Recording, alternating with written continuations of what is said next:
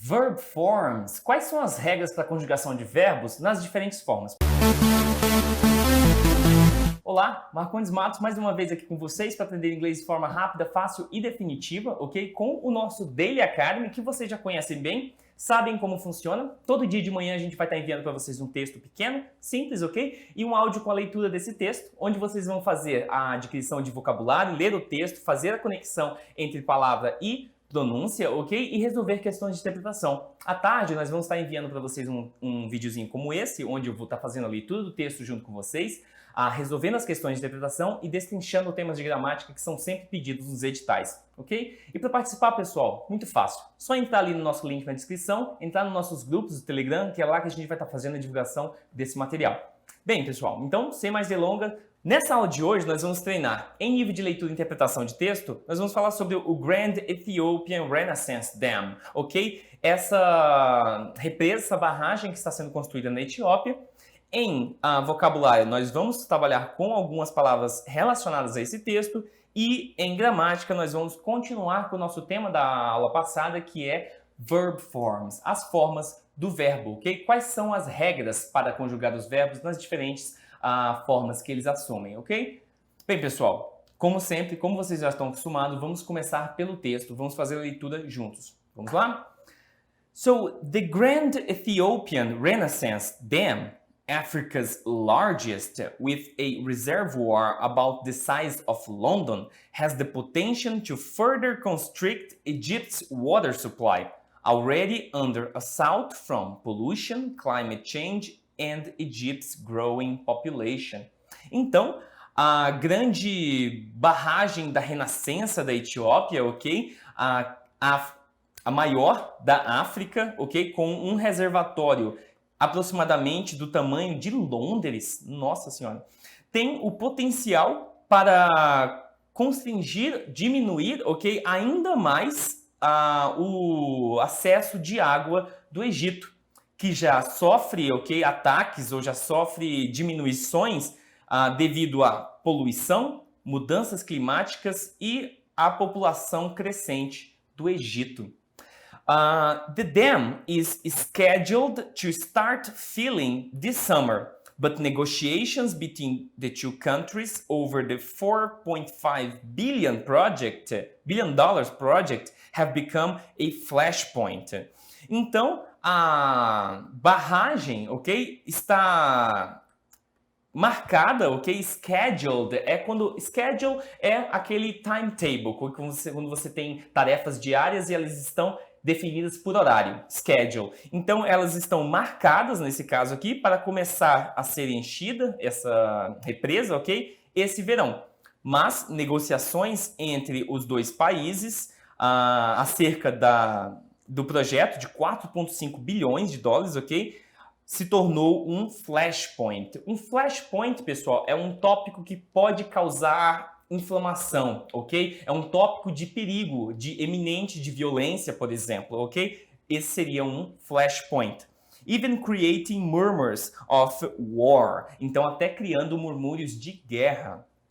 The White House has stepped in to mediate. Então, a Casa Branca entrou nessa. Step in é quando você interfere em algo. Então, ele interferiu, ele entrou nessa negociação, nessa situação para ser o mediador, para mediar a situação. Ok, pessoal? Então, temos aqui um texto até que simples, ok, pessoal, sobre essa nova barragem feita ali na Etiópia, que pode causar danos ao water supply, ao suprimento de água do Egito. Ou seja, eles estão tentando fazer uma barragem para construir uma hidrelétrica no Nilo. E o Nilo, ele começa no meio da África, ali no coração, e vai descarregar lá no delta do Nilo, no Egito. Logo, uma barragem no comecinho dele vai causar grandes problemas para todos os países que estão ali na sequência do rio, ok, pessoal? Então, um texto aqui atual, interessante esse tema, ok? Vamos trabalhar agora com questões de interpretação sobre esse texto. Então, question number 1. According to the text, Ethiopia finished building the Grand Ethiopian Renaissance Dam, the biggest African dam to date. Então, a questão diz que, de acordo com o texto, a Etiópia finalizou a construção, que terminou de construir a grande barragem da renascença da Etiópia. a maior na África até então. To date é até essa data, até agora, ok? Então a questão diz que eles já terminaram a construção. Vamos ver essa informação no texto, pessoal? The Grand Ethiopian Renaissance Dam, Africa's largest with a reservoir about the size of London, has the potential to further constrict Egypt's water supply, already under assault from pollution, climate change, and Egypt's growing population. The dam is scheduled to start filling this summer. Então, a barragem está marcada para começar a ser enchida de água, ok? Esse verão. Então, se ela está programada para ser feita, é claro que a sua construção não foi finalizada ainda, ok, pessoal? Então, a questão é falsa. Vamos lá, então, a questão number 2. Egypt's water supply is under threat from pollution, climate change and growing population. Então, a questão diz que o suprimento de água do Egito está sob ameaça, ok? Sob ameaça de poluição, mudança de clima e a população crescente. Vamos checar essa informação no texto? So, this large dam has the potential to further constrict Egypt's water supply, already under assault, okay, from pollution, climate change and Egypt's growing population. Então aqui ele diz que está under assault e aqui ele diz que está under threat. São sinônimos, ok, pessoal? Under assault e under threat é sob perigo, ok? Sob perigo iminente. Então a questão é verdadeira. E question number 3. According to the text, the White House has stepped in to defend Ethiopia's claim in the dispute. Então a questão aqui diz que a Casa Branca entrou na discussão, ok? Stepped in, interferiu ali, para defender os clamores da Etiópia na disputa. Vamos dar uma checada no texto, pessoal? So, the dam is scheduled to start filling this summer, but negotiations between the two countries over the 4.5 billion project have become a flashpoint, even creating murmurs of war.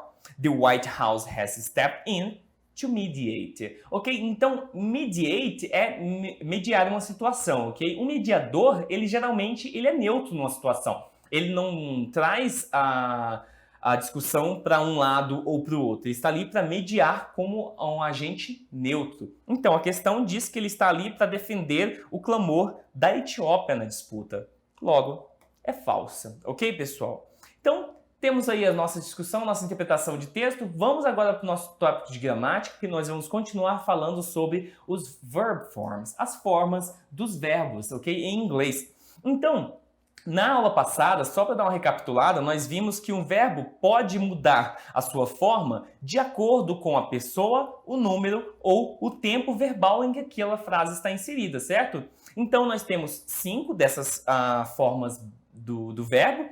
A forma base dele, que geralmente é usada no tempo presente para todas as pessoas em número, menos a terceira pessoa do singular. A forma no presente para essa terceira pessoa do singular, que pede uma conjugação específica. A forma do presente particípio com ing, que pode ser usada para construir frases no tempo contínuo, ok? Presente contínuo, passado contínuo ou futuro contínuo, ing. E o past tense, que era usada para falar sobre questões no passado, sobre frases no passado, ok? E o past participle, que é o passado particípio, usado para frases no tempo perfeito, que nós vamos deixar de lado agora, como eu falei, para focar mais na frente, ok, pessoal? Então hoje nós vamos ver realmente como que funcionam as regras de construção dessas palavras, dessas conjugações, ok? Vamos começar então pela terceira pessoa do singular, porque a forma base não tem mudança, então não tem regra para algo que não tem mudança, né? Mas a terceira pessoa do singular, nós temos uma mudancinha, vamos ver quais são as regras para ela. So, in the present tense, regular verbs are conjugated by adding s in the third person singular. Então ele diz aqui que no tempo presente, ok, os verbos regulares, ok, presta atenção nisso, são conjugados adicionando s à terceira pessoa do singular. Então nós temos aqui o exemplo: I want, we want, you want, they want, mas he, she, it wants. Want é um verbo regular, logo nós apenas adicionamos S para a terceira pessoa do singular, he, she, it, ok? Então, para verbos que não são regulares, ok, pessoal? Outros tipos de verbos, nós temos regras para eles, ok? Então, vamos ver aqui quais são as duas principais. Então, verbos que terminam com SS, CH, SH ou X, nós não adicionamos apenas o S, nós adicionamos ES ao final do verbo, ok? Então, vejam os exemplos, ó. Luna washes her hair with a special herbal shampoo. Então, o verbo é wash, termina com SH. Logo, para fazer a terceira pessoa do singular, nós adicionamos ES, washes, ok? Olha o segundo exemplo. The priest blesses his wine. Então, o verbo é to bless, termina com double S, duplo S, ok? Então, nós adicionamos ES. Susie relaxes every day after lunch. Relax termina com X, logo adicionamos o ES. Olha outra regrinha. Para verbos terminados com a consoante seguidas de Y, nós tiramos a consoante, ou tiramos o Y, ok? Adicionamos IES ao final do verbo. Então, olha os exemplos. O verbo é study, termina com Y e antes desse Y nós temos uma consoante. Então, corta-se o Y e adiciona-se IES. My brother studies history. I hope my son marries someone rich. Então, marry termina com Y, é precedido de consoante, então nós tiramos o Y e adicionamos IES. Mas, pessoal, apenas quando o Y é precedido de consoante. Se ele for precedido de vogal, você apenas adiciona o S. Olha esse exemplo. I don't care what she says. I'm eating this cake. Então, o verbo é say, é um Y precedido de uma vogal, logo adicionamos apenas o S, a forma simples, ok?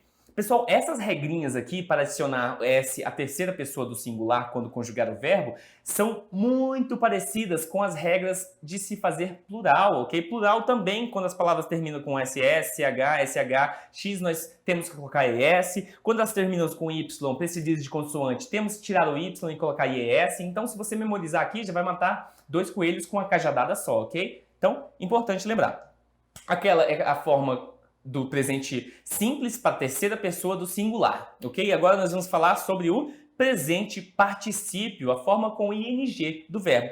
Como formá-la? Então, primeiro vamos falar como usar essa forma, né? The ing form of the verb is used along with the different forms of the helping verb, to be, to form the continuous tense. Então, essa forma ing do verbo, ok, é usada juntamente com diferentes formas do verbo ajudante, que no caso é o verbo to be, para formar os tempos contínuos, ok? Então, não é só o presente contínuo que é formado com o presente particípio, o verbo ing. Então, olhem o exemplo. I am studying for my exams. Eu estou estudando para os meus exames, para os meus testes. Agora, presente. O verbo to be, que é o verbo auxiliar, está no presente.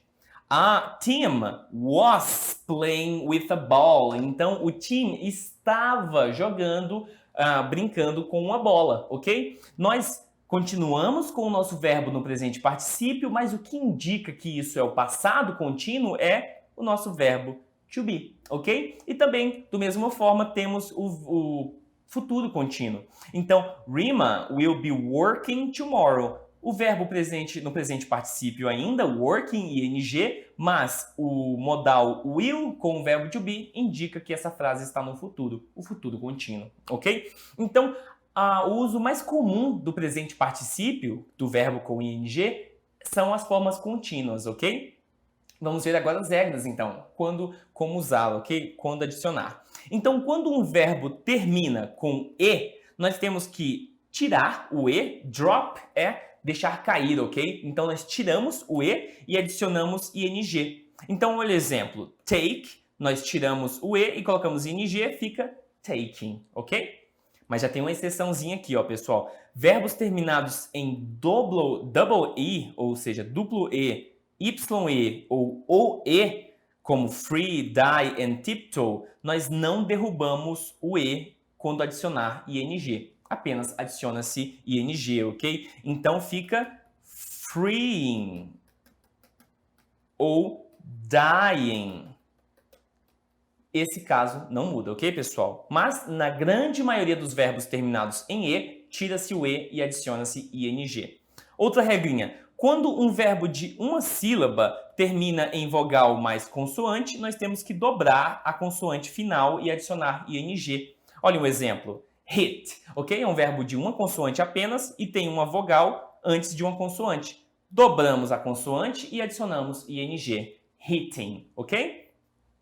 Quando um verbo termina em vogal mais consoante com a stress, com a tônica, ok, do verbo na sílaba final, nós temos que dobrar o consoante e adicionar ing. Então não são apenas os verbozinhos de uma sílaba apenas. Verbos de mais de uma sílaba, mas que a sílaba tônica é a final, nós também dobramos aquela consoante, ok? Então olha o exemplo. Begin. Begin tem a sílaba tônica no final, gin, ok? Então nós temos que dobrar a consoante que vem depois da vogal antes de adicionar o ing, ok?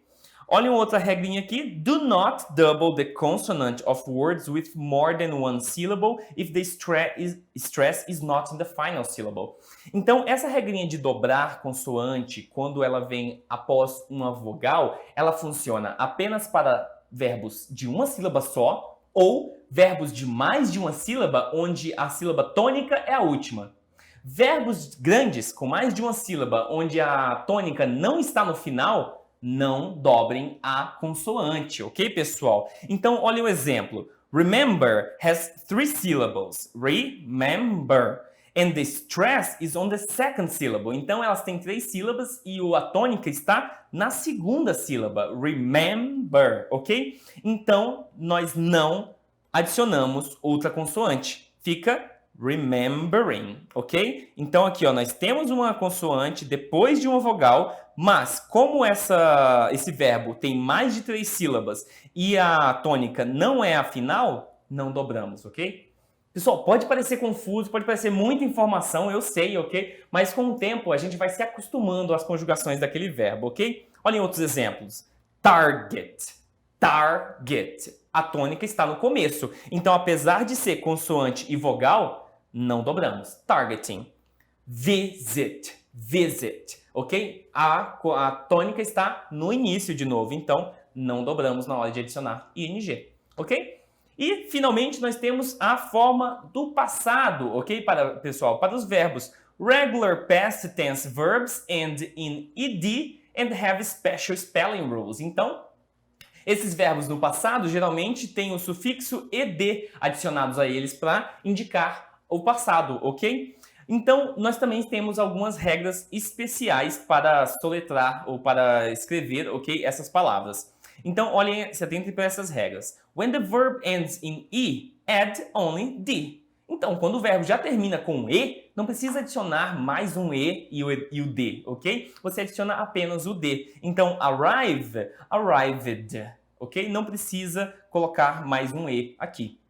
When the verb ends in consonant plus y, change the y to I and add ed. Então, aqui é muito parecida com a do ing, pessoal. Quando o verbo termina com a consoante y, tira-se o y e ao invés de adicionar ed, adiciona-se ied, ok? Então, olhem um exemplo. Study, tira-se o y, porque é um y após uma consoante, e adiciona-se ied, studied, ok? When a verb ends in vowel plus y, add ed. Então, essa regrinha aqui serve apenas para quando o y é precedido por uma consoante, assim como o ing, a regra do ing no presente particípio, ok? Se é precedido por uma vogal, só adiciona ed. Olha um exemplo. Play, played. Simples, ok, pessoal? Mas se viesse uma consoante aqui antes do y, como em study, temos que cortar e adicionar ed. When a one-syllable verb ends in vowel plus consonant, double the consonant.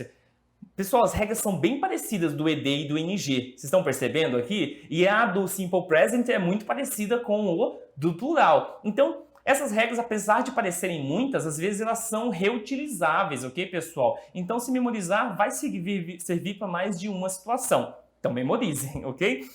Então, ele está dizendo aqui que quando o verbo é de uma sílaba e termina com vogal consoante, nós temos que dobrar a consoante. Então, stop. Nós temos uma vogal consoante, é uma sílaba apenas, nós dobramos a consoante final antes de adicionar ed. Stop it, ok? When the stress is on the final syllable of a verb that ends in vowel consonant, double the consonant. Igualzinho do ing, pessoal. Então não é necessariamente apenas quando o verbo é de uma sílaba apenas. Se ele tem mais que uma sílaba, mas a sílaba tônica dele é a final, também dobramos a última consoante, ok? Olhem os exemplos. Prefer. Então tem mais que uma sílaba, são duas. Prefer, ok? E a sílaba tônica é a última. E é vogal consoante. Logo, dobra-se a consoante e adiciona-se ed. Preferred, ok? When the stress is not on the final syllable of a verb that ends in vowel consonant, add ed only. Então, se é um verbo com mais de uma sílaba, com final vogal consoante, mas a sílaba tônica não é a última, está antes, apenas adicionamos ed. Até aqui as regras são exatamente iguais às de ing, ok, pessoal? Voltem lá depois para vocês compararem. Então, olha o exemplo. Offer. Offer, ok? A tônica está na primeira sílaba, logo não dobramos a consoante. Offered, apenas adicionamos ed, ok? Por último, pessoal, nós tínhamos o passado particípio. Pessoal, o passado particípio para verbos regulares, que são esses verbos onde nós adicionamos ed, ele não muda. Então, o passado simples de work é o worked. O passado particípio também é o worked, ok? Mas nós temos os verbos irregulares. E esses não seguem regras específicas, ok, pessoal? É preciso vocês usarem e memorizarem eles, ok? Então, o verbo go é um verbo irregular. Passado, went. Passado particípio, gone, ok? Então, nós vamos usar o passado particípio, a conjugação desse passado particípio, apenas mais pra frente, quando nós formos ver as formas perfeitas, ok? Os tempos perfeitos das frases. Por enquanto, não são tão importantes, mas já vão tentando decorar. Eu vou deixar para vocês aí na descrição uma lista com as conjugações de alguns dos principais verbos irregulares no passado e no passado particípio para vocês irem treinando. Bem, pessoal, por hoje é só. Eu sei que é muita informação aqui, pessoal, sobre regras específicas de conjugação de verbo, mas são importantes, são sempre pedidas em questões de gramática, ok? Então, é importante saber. E não se esqueçam de se inscrever no nosso canal, pessoal, e deixa um joinha aí pra gente saber que tá fazendo um trabalho legal, ok? E a gente se vê na próxima. Até mais!